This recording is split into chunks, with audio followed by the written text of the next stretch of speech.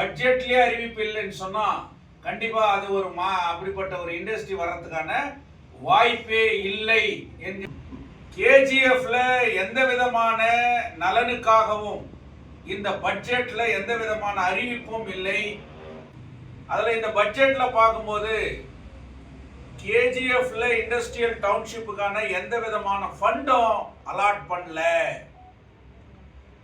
இந்த 100,000 ஏக்கர்ஸ்ல எந்த மாதிரி ஒரு இண்டஸ்ட்ரி வரப்போகுது, எந்த நாட்டு கம்பெனி வரப்போகுது, இல்லை என்ன பண்ண போறாங்கன்றதுக்கு எந்த விதமான அறிவிப்பும் இல்லை. இது மிகப்பெரிய ஒரு ஏமாற்றத்தை ஏற்படுத்தி இருக்கிறது.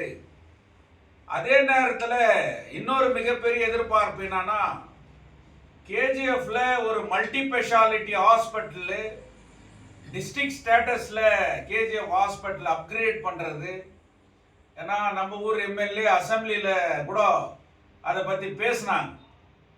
ஆனா பல போராட்டங்கள் இந்திய கம்யூனிஸ்ட் கட்சி இன்னும் பல்வேறு அமைப்புகள் நடத்திய போராட்டங்கள் கேஜிஎஃப்ல எப்படியாவது மல்டி ஸ்பெஷாலிட்டி ஹாஸ்பிட்டல் அப்கிரேட் ஆகும்னு எதிர்பார்த்தாங்க. ஆனா அந்த அறிவிப்பு எதுவுமே பட்ஜெட்ல இல்ல. இது மிகப்பெரிய ஒரு ஏமாற்றத்தை ஏற்படுத்தி இருக்கிறது.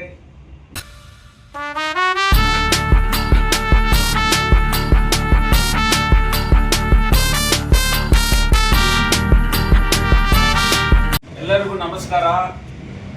ಇವತ್ತು ಸಿಪಿಐ ಪಕ್ಷದ ಕಾರ್ಯಮಂಡಳಿ ಸಭೆ ತೀರ್ಮಾನ ಮಾಡಿದ್ದೇವೆ. ಆ ಕಾರ್ಯಮಂಡಳಿ ಸಭೆಯ ಪ್ರಕಾರ ಈ ಸುದ್ದಿಗೋಷ್ಠಿಯಲ್ಲಿ ನಾವು ಕೆಲವೊಂದು ವಿಚಾರಗಳನ್ನು ಪ್ರಸ್ತಾಪ ಮಾಡ್ತಾ ಇದ್ದೇನೆ. ಪ್ರಮುಖವಾಗಿ 2 ದಿನಗಳ ಹಿಂದೆ ಕರ್ನಾಟಕದ ರಾಜ್ಯ ಸರ್ಕಾರ ಘೋಷಣೆ ಮಾಡಿದಂತ 26-27 ವರ್ಷದ ಬಜೆಟ್ನ ಬಗ್ಗೆ ನಾವು ಇವತ್ತು ಮಾತಾಡಬೇಕಾಗಿದೆ. ಕಾರಣ ಕೋಲಾರ ಜಿಲ್ಲೆ ಒಂದು ಬರಗಾಲದ ಜಿಲ್ಲೆ. ಇಲ್ಲಿ ಯಾವುದೇ ಕಾರ್ಖಾನೆಗಳಿಲ್ಲ. ಕೃಷಿ ಕ್ಷೇತ್ರದಲ್ಲಿ ಅಷ್ಟು ಒಂದು ಕೂಡ ಬೆಳವಣಿಗೆಗಳಿಲ್ಲ. ಕುಡಿಯುವ ನೀರಿನ ವಿಚಾರದಲ್ಲಿ ಕೋಲಾರಲ್ಲಿ ಇವತ್ತು ಕೂಡ ಹಲವಾರು ಸಮಸ್ಯೆಗಳಿದೆ.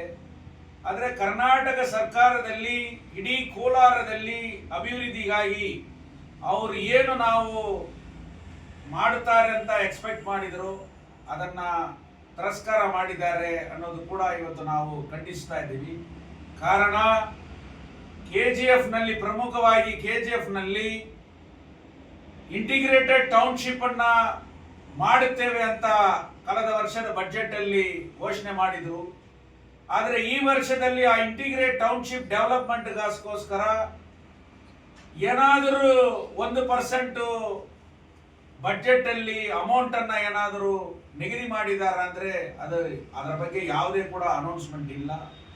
ಆದರೆ ಕೆಜಿಎಫ್ ನಲ್ಲಿ ಕಾರ್ಖಾನೆ ಬರ್ತದೆ, ಕಾರ್ಮಿಕರೆಲ್ಲರಿಗೂ ಕೂಡ ಕೆಲಸ ಸಿಗ್ತದೆ, ಯುವಕರಿಗೆಲ್ಲ 25,000 ಜನಕ್ಕೆ ಕೆಲಸ ಸಿಗ್ತದೆ, ಈ ಕಂಪನಿ ಬರ್ತದೆ, ಆ ಕಂಪನಿ ಬರ್ತದೆ, ನಾಳೆ ಎಲ್ಲರಿಗೂ ಕೂಡ ನಿಮಗೆಲ್ಲ ಅಪಾಯಿಂಟ್ಮೆಂಟ್ ಸಿಗ್ತದೆ ಅನ್ನುವ ಪ್ರಸ್ತಾಪವನ್ನ ಇಡೀ ಕೆಜಿಎಫ್ ಕ್ಷೇತ್ರದಲ್ಲಿ ನಮ್ಮ ಸ್ಥಳೀಯ ಶಾಸಕರು ಮತ್ತು ಅವರ ಬೆಂಬಲಿಗರು ಇದನ್ನ ಪ್ರತಿಯೊಂದು ಸಾರಿ ಕೂಡ ಕಾರ್ಖಾನೆ ಬರ್ತದೆ ಅಂತ ಹೇಳ್ತಾ ಇದ್ದಾರೆ. ಆದರೆ 100 ಏಕರ್ಸ್ ಅಲ್ಲಿ ಅಕ್ವೈರ್ ಮಾಡಿರ್ತಕ್ಕಂಥ ಆ ಜಾಗದಲ್ಲಿ ಯಾವುದೇ ಒಂದು ಯಾವ ರೀತಿಯಲ್ಲಿ ಕಂಪನಿ ಬರ್ತದೆ, ಏನ್ ಬರ್ತದೆ, ಎಷ್ಟು ಫಂಡ್ ಅಲಾಟ್ ಆಗಿದೆ ಅನ್ನೋದನ್ನು ಬಜೆಟ್ ಅಲ್ಲಿ ಟೋಟಲಿ ತಿರಸ್ಕಾರ ಮಾಡಿದ್ದಾರೆ. ಇದನ್ನು ನೋಡಿದಾಗ ಕೆಜಿಎಫ್ ಗೆ ಒಂದು ಎಕ್ಸ್ಪೆಕ್ಟೇಷನ್ಗೆ ಮೋಸ ಆಗಿದೆ, ಒಂದು ಶೂನ್ಯ ಅಂತಾನೆ ನಾವು ಇದನ್ನ ಹೇಳಬೇಕಾಗಿದೆ. ಅದೇ ರೀತಿಯಲ್ಲಿ ಕೆಜಿಎಫ್ ನಲ್ಲಿ ಇನ್ನೊಂದು ಎಕ್ಸ್ಪೆಕ್ಟೇಷನ್ ಇತ್ತು. ಪ್ರತಿದಿನ ಸುಮಾರು ಜನ ಹಾಸ್ಪಿಟ್ಲಿಗೆ ರಫರ್ ಅಂತ ಹೇಳಿ ಸಾಯುವಂತ ಪರಿಸ್ಥಿತಿ ಬರ್ತಾ ಇದೆ. ಕೆಜಿಎಫ್ ಜನರಲ್ ಹಾಸ್ಪಿಟಲ್ ಇವತ್ತು ಹೋಬ್ಳಿ ಸ್ಟೇಟಸ್ ತಾಲೂಕ್ ಸ್ಟೇಟಸ್ ಅನ್ನುವ ಹೋರಾಟದಲ್ಲಿದೆ. ಮಾನ್ಯ ನಮ್ಮ ಶಾಸಕರು ಕೂಡ ಹಲವು ಹೋರಾಟಗಳನ್ನ ಕೆಜಿಎಫ್ ನಲ್ಲಿ ಮಾಡಿದ ನಂತರ ಅದು ಸೇವ್ ಕೆಜಿಎಫ್ ಇರಬಹುದು, ಇಲ್ಲ ಇನ್ನೊಬ್ಬ ಆರ್ಕೆ ಫೌಂಡೇಶನ್ ಹೋರಾಟ ಇರಬಹುದು, ಇಲ್ಲ ಸಿಪಿಐ ಹೋರಾಟ ಇರಬಹುದು, ಇನ್ನು ಹಲವಾರು ಹೋರಾಟಗಳನ್ನ ಮಾಡಿದ ನಂತರ ಕೂಡ ಸಾರ್ವಜನಿಕರು ಎಷ್ಟೋ ಜನ ಒತ್ತಡದಿಂದ ಇಲ್ಲಿ ಒಂದು ಒಳ್ಳೆ ಹೈಟೆಕ್ ಹಾಸ್ಪಿಟಲ್ ಬರಬೇಕು, ಮಲ್ಟಿ ಸ್ಪೆಷಾಲಿಟಿ ಹಾಸ್ಪಿಟಲ್ ಬರಬೇಕು ಅನ್ನುವ ಹೋರಾಟದ ನಂತರ ಕೂಡ ಸದನದಲ್ಲಿ ಮಾತಾಡಿದ್ದಾರೆ. ಆದರೂ ಕೂಡ ಈ ಬಜೆಟ್ ಅಲ್ಲಿ ಯಾವುದೇ ಒಂದು KGF ಜನರಲ್ ಹಾಸ್ಪಿಟಲ್ ನ ಡಿಸ್ಟ್ರಿಕ್ಟ್ ಸ್ಟೇಟಸ್ ಅಲ್ಲಿ ಅಪ್ಗ್ರೇಡ್ ಮಾಡ್ತೀವಿ ಅನ್ನುವ ಘೋಷಣೆ ಬಂದಿಲ್ಲ. ಮತ್ತೆ ಇದನ್ನ ಒಂದು ಮಲ್ಟಿ ಸ್ಪೆಷಾಲಿಟಿ IC ಯೂನಿಟ್ ಅನ್ನ ಮಾಡಿ ಇಲ್ಲಿ ಕಾರ್ಡಿಯಾಕ್ ಯೂನಿಟ್ ಬರ್ತದೆ ಅನ್ನುವ ಒಂದು ಘೋಷಣೆಯನ್ನು ಕೂಡ ಆಗಿಲ್ಲ. ಸೊ ಇದರ ಒಂದು ಕಡೆ ಕಾರ್ಖಾನೆ ಇಲ್ಲ, ಇನ್ನೊಂದು ಕಡೆ ಹಾಸ್ಪಿಟಲ್ ಇಲ್ಲ ಅನ್ನುವ ಒಂದು ದುಃಖಕರವಾದ ವಿಚಾರ ಈ ಬಜೆಟ್ ಅಲ್ಲಿ ಆಗಿದೆ. ಅದೇ ರೀತಿಯಲ್ಲಿ 35 ವಾರ್ಡ್ಗಳಲ್ಲಿ ಯಾವುದೇ ಅಭಿವೃದ್ಧಿ ಇಲ್ಲ. 5 ವರ್ಷದ ಆಡಳಿತದಲ್ಲಿ ಕಾಂಗ್ರೆಸ್ ಮುನ್ಸಿಪಾಲಿಟಿ ಯಾವುದೇ ಅಭಿವೃದ್ಧಿ ಮಾಡಿಲ್ಲ. ಯಾವ ರೀತಿಯಲ್ಲಿ 20 ವರ್ಷದ ಹಿಂದೆ ಇತ್ತೋ BGML ಕಾಲೋನಿಗಳು, ಆ 16 ವಾರ್ಡ್ಗಳು, ಅದೇ ಪರಿಸ್ಥಿತಿ ಇವತ್ತು ಕೂಡ ಇದೆ. ಒಂದು ಸ್ಪೆಷಲ್ ಬಜೆಟ್ ಆಗಲಿ ಇಲ್ಲ ಈ ಅಭಿವೃದ್ಧಿಯ ಬಗ್ಗೆ ಆಗಲಿ ಕೂಡ ಯಾವುದು ಕೂಡ ಈ ಬಜೆಟ್ ಅಲ್ಲಿ ಬಂದಿಲ್ಲ. ಬರಗಾಲ ಬರ್ತಾ ಇದೆ, ಕುಡಿಯುವ ನೀರಿಗೆ ಒತ್ತಡಗಳಾಗ್ತಾ ಇದೆ. ಅದಕ್ಕೆ ಏನ್ ಮಾಡಬೇಕು ಅನ್ನೋದು ಕೂಡ ಇವತ್ತು ಸರಿಯಾದ ಒಂದು ಪ್ರಸ್ತಾಪ ಇಲ್ಲ. ಅದೇ ರೀತಿಯಲ್ಲಿ ಬೆಮಲ್ ಕಾರ್ಖಾನೆಯಲ್ಲಿ ಕಾಂಟ್ರಾಕ್ಟ್ ವರ್ಕರ್ಸ್ ಇದ್ದಾರೆ, ಅವರ ಆಲ್ಟರ್ನೇಟಿವ್ ಏನು ಅಂತ ಇವತ್ತು ಕೂಡ ನಮ್ಮ ಸ್ಥಳೀಯ ಶಾಸಕರು ಅವರ ಡಿಮಾಂಡ್ಸ್ಗಳಿಗೆ ಒಂದು ಸುಮ್ಮನೆ ಬೆಂಬಲ ಅಂತ ಹೇಳಿದ್ರೆ ಹೊರತು ಇವತ್ತು ಕೂಡ ಅದು ಸಾಲ್ವ್ ಆಗಿಲ್ಲ. ಅದಕ್ಕೆ ಅವರು ಯಾವ ರೀತಿಯಲ್ಲಿ ಒಂದು ನಿಮ್ಮ ಕ್ಷೇತ್ರದಲ್ಲಿ ಇರ್ತಕ್ಕಂಥ ಬೆಮಲ್ ಕಾರ್ಮಿಕರಿಗೆ ಅನ್ಯಾಯ ಆಗ್ತಾ ಇದೆ, ತಾವು ಅವರಿಗೆ ಅವ್ರ ಜೊತೆಲಿ ಕೈ ಜೋಡಿಸಿ ಹೋರಾಟದ ಎಚ್ಚರಿಕೆ ನೀಡಿದ್ರೆ ಇವತ್ತು ಅವರಿಗೆ ಆ ಇಶ್ಯೂ ಕೂಡ ಸಾಲ್ವ್ ಆಗ್ತಾ ಇತ್ತು. BGML ಮನೆ ವಿಚಾರದಲ್ಲಿ ತಾವು ಇವತ್ತುವರೆಗೆ ರಾಜ್ಯ ಸರ್ಕಾರಕ್ಕಾಗಲಿ ಕೇಂದ್ರ ಸರ್ಕಾರಕ್ಕಾಗಲಿ ಯಾಕೆ ನೀವು ಇದನ್ನು ಮಾಡಲೇಬೇಕನ್ನುವ ಘೋಷಣೆ ಹಾಕದೆ ನೀವು ಹಿಂದೇಟು ಹೊಡಿತಾ ಇದ್ದೀರಿ ಅನ್ನೋದು ಕೂಡ ನಮ್ಮ ಪ್ರಶ್ನೆ ಇವತ್ತು ಇದೆ.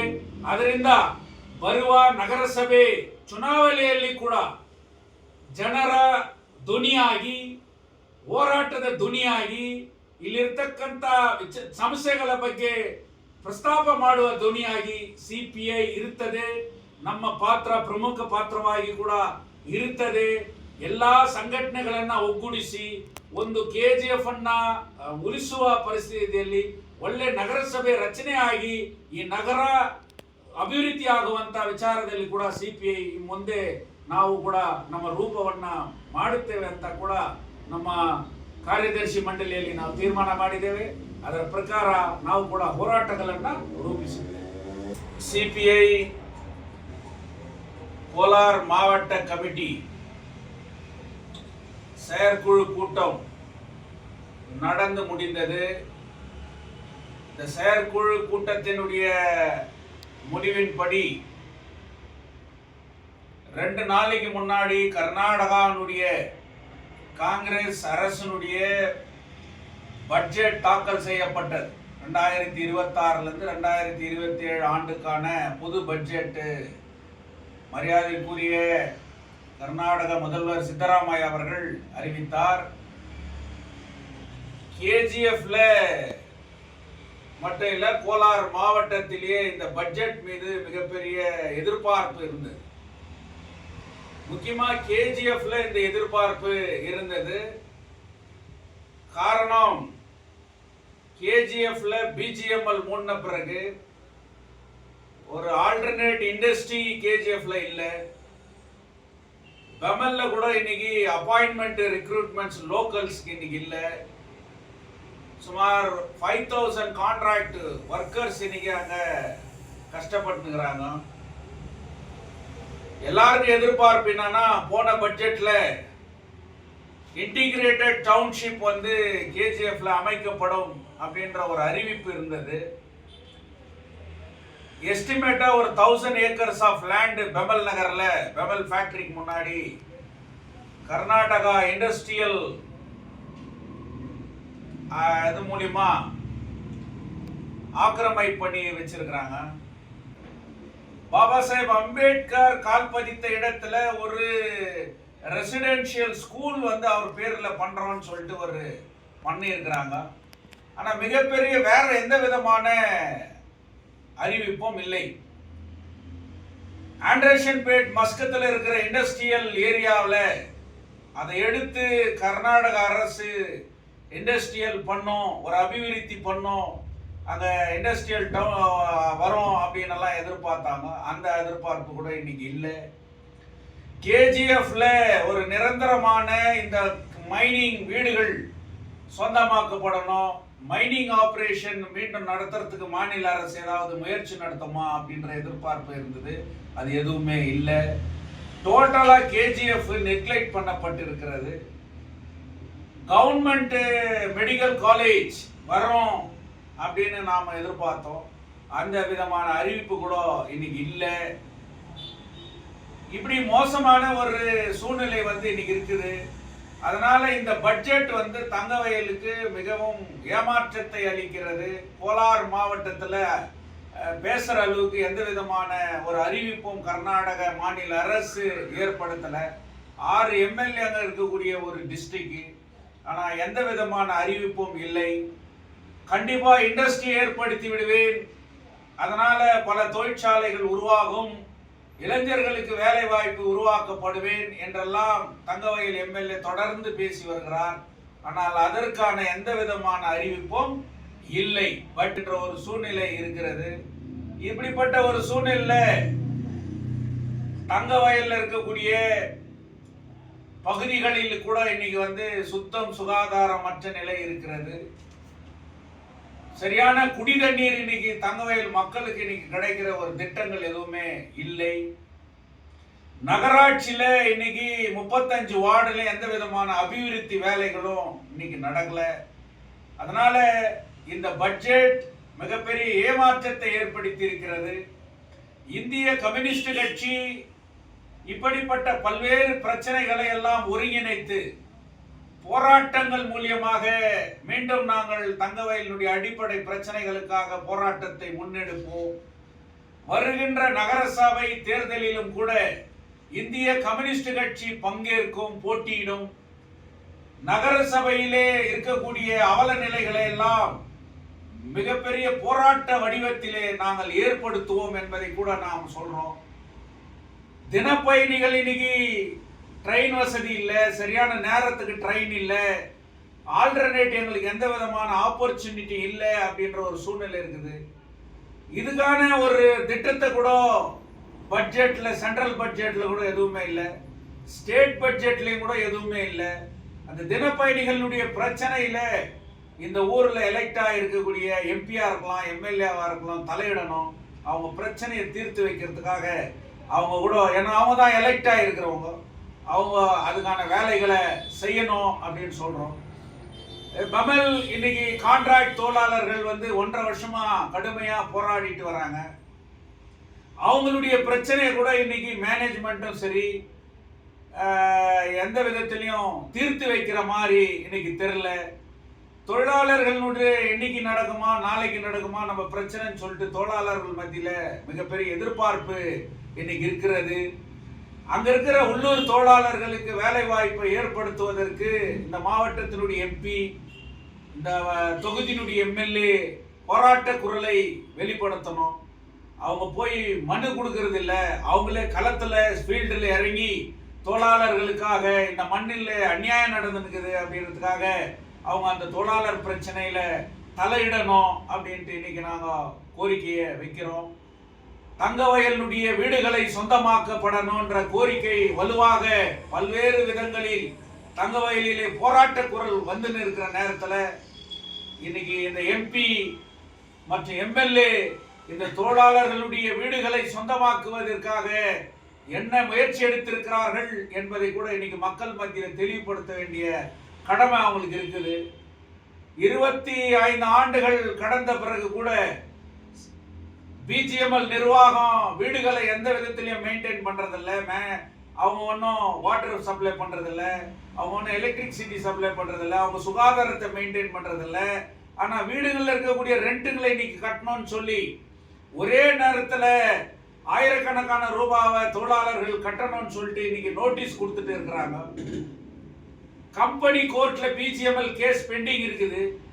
இந்த சொத்து யாருக்கு சேரணும், யார் எவ்வளவு சொத்து இருக்குது, எவ்வளவு வீடுங்க இருக்குது, எவ்வளவு மண்டபம் இருக்குது, என்னன்னா அசட்ஸ் இருக்குதுன்னு சொல்லிட்டு கம்பெனி கோர்ட்ல கேஸ் இருக்கும்போது பிஜிஎம்எல் நிர்வாகம் இப்படிப்பட்ட நோட்டீஸ்களை கொடுத்து தொழிலாளர்களுக்கு அச்சுறுத்தலை ஏற்படுத்துகிற வேலையை இந்திய கம்யூனிஸ்ட் கட்சி வன்மையாக கண்டிக்கிறது. இதன் மீது நாங்கள் மிகப்பெரிய ஒரு போராட்டத்தை கூட நடத்துவோம் என்பதை பிஜிஎம்எல் நிர்வாகத்திற்கு நாங்கள் எச்சரிக்கை விடுகின்றோம். தங்கவயலிலே இன்னைக்கு இளைஞர்கள் நம்மளுடைய பிரச்சனைகளை தெரிந்து கொண்டு உணர்ந்து போராட்டத்திற்கு ஆதரவாக அவர்கள் எல்லாம் வரணும் அப்படின்னு சொல்லிட்டு இன்னைக்கு நாம கேட்கிறோம் அப்படின்னு சொல்லி பல்வேறு பிரச்சனைகள் இன்னைக்கு இருக்குது. முக்கியமா இது பட்ஜெட்டை பத்தி சொல்றதுக்காக இந்த பிரஸ் மீட்டை நான் அழைச்சேன். அதனால தங்கவயல் மாநில அரசு 3 நாமத்தை போட்டிருக்கிறது.